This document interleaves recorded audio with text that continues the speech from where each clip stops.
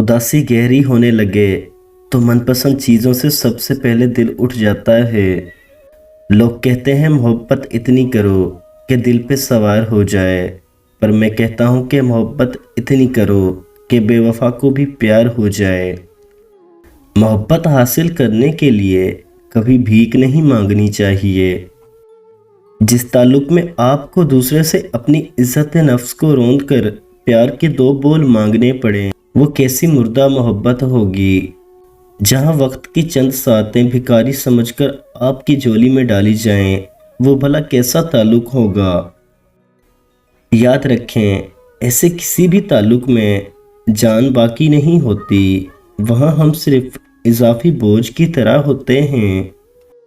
محبت کرنے والے مانگنے کی نوبت نہیں آنے دیا کرتے۔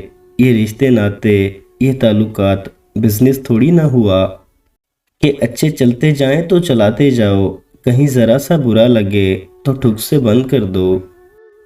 رشتوں کو رشتے سمجھ کر ہی چلانا سیکھیں، ورنہ یقین کریں خسارے صرف آپ کے حصے میں ہی آئیں گے۔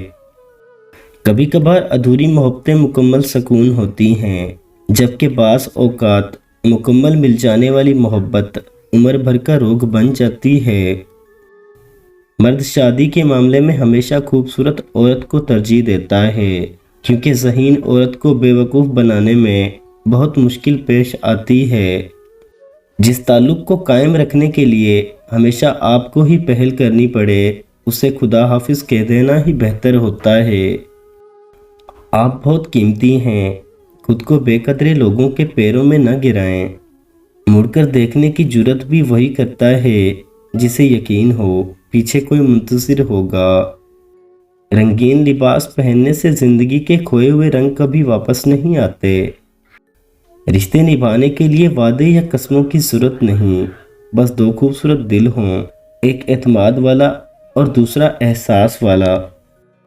باقیوں کے لیے حادثہ ہوتا ہے، جس پہ گزرتی ہے اس کے لیے صدمہ ہے۔ جس عورت کے سینے پر کہیں بھی تل ہو، وہ عورت بہت صبر والی ہوتی ہے۔